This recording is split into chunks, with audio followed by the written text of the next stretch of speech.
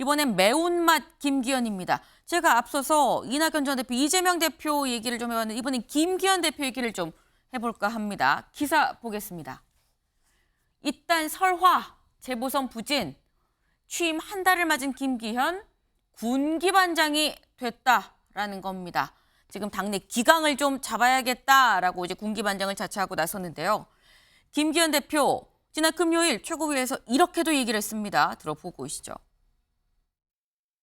부끄럽게도 우리 당 지도부에서 여러 가지 설화와 같은 논란들이 생겨서 대단히 안타까운 상황들도 있었고, 또 우리 당을 이끌어 나가는 여러 지도층에 있는 분들 사이에서 일어난 언행들이 부적절해서 국민들로부터 눈살찌 풀린 일들도 있었습니다.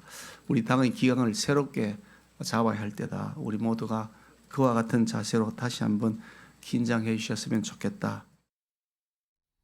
네, 다 같이 좀 긴장을 해달라라고 얘기하는 이유 여기 있습니다. 일단 재보궐선거 결과도 썩 좋지 않았고요. 그리고 정당 지지율 지금 추이가 쭉 나와 있는데 최근 지지율 보면 일단 지지율이 쭉 가다가 빨간색이 국민의힘입니다. 국민의힘을 보면 32%입니다. 더불어민주당 33%. 물론 오차 범위 내긴 합니다만 일단 지금 국민의힘과 더불어민주당, 국민의힘이 더 지금 아래로 하락세. 사실 여론조사는 추세가 중요한 건데 하락세를 지금 띄고 있다라는 겁니다. 그러다 보니까 김기현 대표, 아까 그 기사 다시 좀 볼까요? 김기현 대표 지금 12일에 내일 모레입니다. 시도당 연석회의를 소집하기로 했습니다. 네, 당대표가 되고 지금 다 불러서 연석회의를 하기로 했다라는 소식. 이 소식이 나오자 무슨 얘기가 나오냐? 다음 기사 보겠습니다.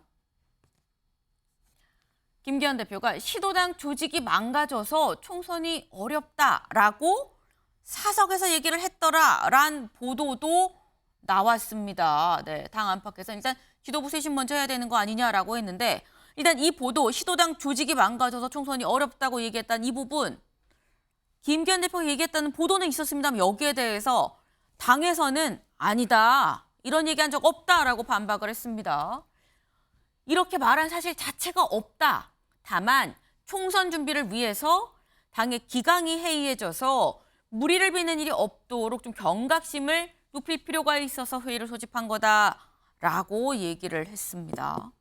일단 당에서 아니라고 얘기를 했습니다. 분명 이런 얘기한 적 없다. 그런데 전 의원님, 일단 이런 얘기가 조금 흘러나오는 상황이 재보궐선거 결과가 썩 좋지 않았기 때문에 일단 설화에 이어서 같이 맞물려서 나올 수밖에 없는 그런 상황이 아니냐라는 시각이 있습니다. 네, 저는 저도 그렇게 생각합니다.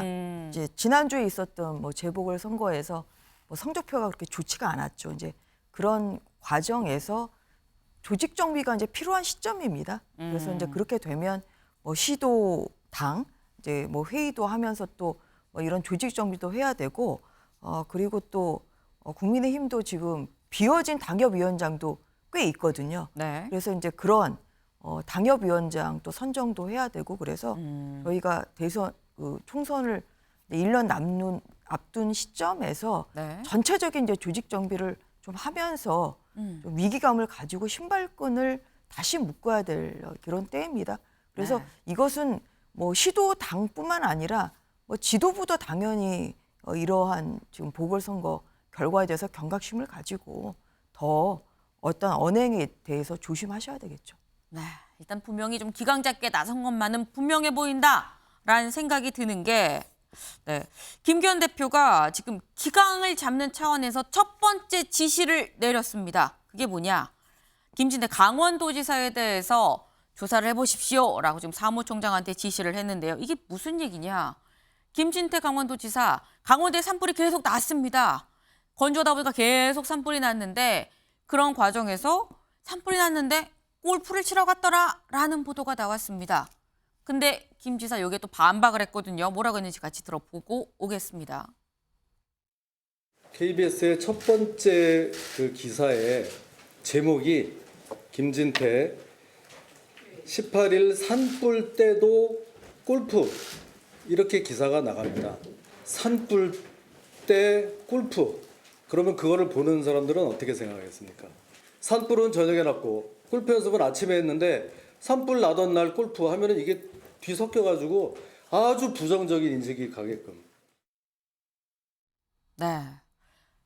김기현 대표가 기강을 잡겠다고 얘기하고 첫 번째 지시를 한 게 벌점제를 주겠다 관련해서 이걸 공천까지 좀 연계를 하겠다라고 얘기를 하고 첫 번째 지시를 한 게 김진태 강원도지사입니다. 그러다 보니까 김광선 변호사님, 예. 김 지사가 아니 내가 뭐 잘못한 부분은 잘못한 부분이고 아닌 건 아닌데 왜 아닌 것까지 이래라고 또 발끈하고 나섰어요.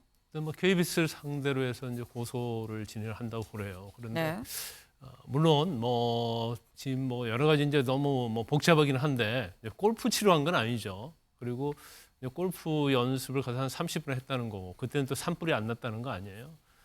그럼에도 불구하고 아마 KBS에서는 좀 약간 자극적으로 좀 과장되게 한 건 맞는 것 같아요. 그러니까 사실관계는 좀 다른 부분이 좀 있을 거다 이렇게 보고 그래서 본인 입장에서는 뭐 굉장히 치명적인 상처를 입었기 때문에 그 부분을 이제 바로잡겠다 하는 것 같아요. 그래서 뭐 거기에 대해서는 뭐 정말 저게 진짜로 잘못된 게 맞느냐 아니냐 논란이 좀 있을 수는 있죠. 그리고 정말로 연습이라 할지라도 근무 시간에 연가 처리랄지 조퇴 처리 않고 갔다고 한다면 그것은 제가 볼 때는 이제 문제가 있다고 봐요. 그런데 지금 김기현 대표의 이러한 뭐 기강 잡기 이런 것들은 사실은 뭐 좀 늦은 감이 있다고 저는 보고 있는데 지난번에 당대표 선거 관련해서 이제 컨벤션 효과가 있어가지고 상당히 지지도가 많이 올랐죠. 그런데 그 이후에 여러 가지 일본과 관련된 외교 문제랄지 아니면 최고위원들의 뭐 김재원 의원이랄지 조수진 의원, 태영 의원 이런 분들의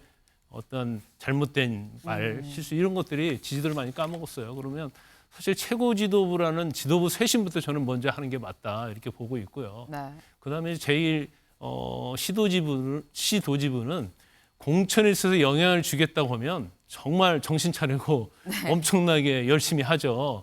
그래서 아마 그 부분을 건드렸다고 보는데 네. 이제 평가를 해야 돼요. 평가를 않고 느슨하게 뭐 친윤이기 때문에 공천을 준다랄지 이제 그런 식으로 가버리면 총선 망하는 거죠. 그다음에 본인의 어떤 리더십에 시험대에 올랐다고 보거든요. 그래서 사실은 김기현 대표가 향후에 어떻게 하느냐에 따라서 내년 총선에 있어서 승리하느냐 패하느냐가 상당히 좌우될 거라 이렇게 봅니다. 네, 지금 시험대에 오른 김기현 대표라고 표현을 주셨습니다. 어떻게 향후 앞날을 좀 개척을 해나갈지도 좀 지켜봐야 될 것 같아요. 다음 키워드 가볼까요? 가정집에서 뭔가 가정집에서 하면 안 될 것 같은데 한 것 같은 느낌이죠. 기사 보겠습니다. 마약 음료 100병을 만들어서 그중에 18병이 유통이 됐다고 합니다. 그런데 보니까 배후가 중국에 거점을 둔 보이스피싱 조직이었더라라는 겁니다. 이 사건 때문에 여기 지금 사진 볼까요? 지금 대치동에 있는 학원과 이런 게 붙었습니다. 학원 주변에서 미확인된 음료랑 간식을 주면 받거나 마시지 말길 바랍니다. 간식 배포 일체 금합니다라는 이런 안내문까지 붙는 상황이 돼버렸습니다.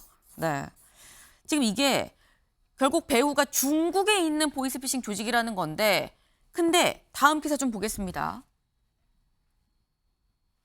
배후는 중국입니다만 마약 음료를 만든 곳은 원주의 한 주택가 가정집이었습니다. 원주의 다세대 주택 3층에서 제조를 했다는 건데 이 주민들 아니 우리 동네에서 그런 일이 있는 줄 몰랐다. 소름이 다 돋는다라고까지 얘기를 했거든요.